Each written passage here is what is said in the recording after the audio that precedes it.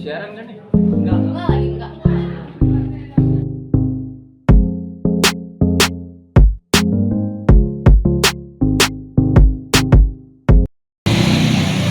Halo Tribuners, industri musik Indonesia kembali dikagetkan oleh langkah dari organisasi Vibrasi Suara Indonesia atau VISI yang diantaranya tergabung oleh Arman Maulana, Ariel Noah, Bunga Citra Sari hingga David Bayu mengajukan gugatan uji material Undang-Undang Hak Cipta terkait karya cipta lagu.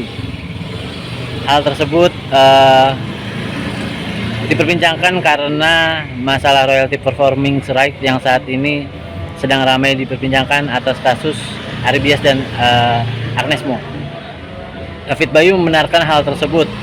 Langkah VISI mengajukan gugatan uji materi Undang-Undang Hak Cipta ke Mahkamah Konstitusi karena berangkat dari keresahan mereka, keresahan dari penyanyi dan pencipta lagu yang tergabung dari VISI mengenai aturan-aturan yang ada pengkolektifan royalty performance right yang belum tentu ada kepastiannya, sehingga mereka menganggap uji material Undang-Undang Hak Cipta harus dilakukan demi keberlangsungan hidup para pencipta lagu dan juga penyanyi. Berikut penjelasannya dari David Bayu. Ya Mas David, Mas David, Hari Musik Nasional tahun ini mungkin lagi diramaikan masalah royalti ini, mungkin dapatnya seperti Betul apa? sekali. Pendapatnya seperti apa Mas? Pendapat saya ya seru karena harus ada pro kontra untuk suatu perbaikan sistem yang lebih baik. Jadi kalau nggak ada yang rame-ramein ya gitu-gitu aja, nggak ada perubahannya juga gitu. Harus ada yang rame-ramein juga, jadi awareness-nya juga bangsa Indonesia, orang-orangnya jadi aware tentang betapa berharganya suatu karya cipta itu, dan semuanya itu ya harus ada haknya juga untuk para pembuat karya cipta dan juga musisinya juga. Tapi mungkin yang lagi rame adalah masalah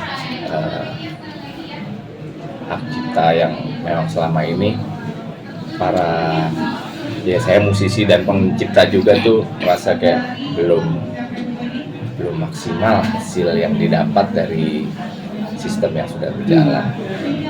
Sampai akhirnya Mas David dan teman-teman VISI mengajukan gugatan ke MK gitu, uji material Undang-Undang Hak Cipta. Iya, sebenarnya keresahan kita juga gitu, karena sebagai penyanyi juga dan sebagai pencipta juga gitu, tapi kalau di luar sana sistemnya aja belum pasti, yang pastinya gimana, kita kan cuma pengen membuat kepastian, menanyakan gitu kepastian hukumnya. Kalaupun memang yang benar begini ya kita taat terhadap hukumnya, tapi kalau masih belum pasti tapi sudah main tembak sono sini ya kita juga merasa resah gitu. Jadi kayak banyak musisi juga jadi kayak merasa ini gue mesti manggung atau gimana, nantinya gimana prosesnya. Nggak ada satupun musisi ataupun penyanyi ya, kita yang tergabung yang kemarin lagi rame ini kan gitu. Saya juga ada di dalam teman-teman di Vibrasi Suara Indonesia itu, sebenarnya keresahannya ya kepastian hukum aja.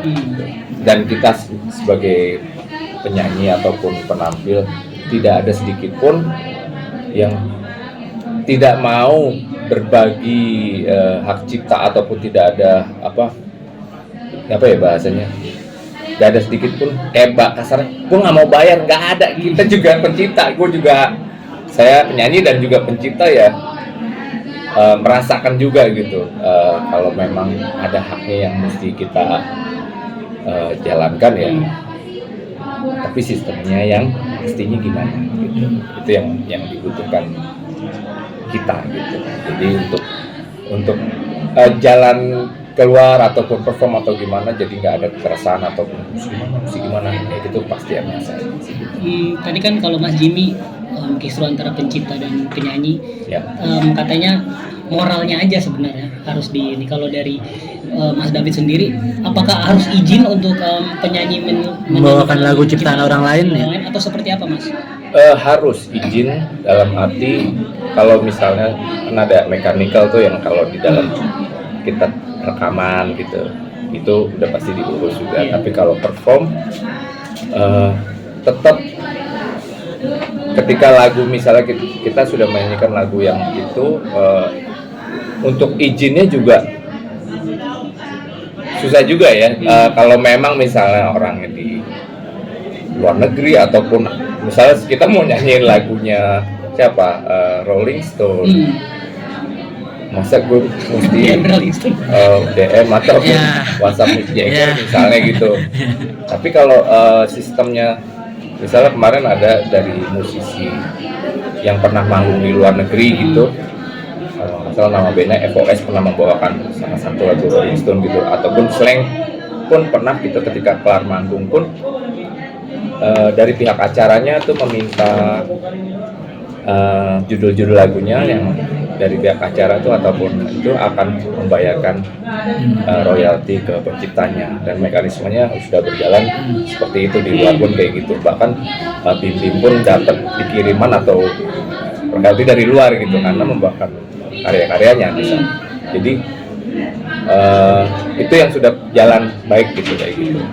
Nah mungkin di sini di Indonesia penerapannya mesti lebih seperti itu lagi gitu, untuk lebih tegas gitu. Kalau untuk izin segala macam ya harus ada kulon sih pastilah gitu.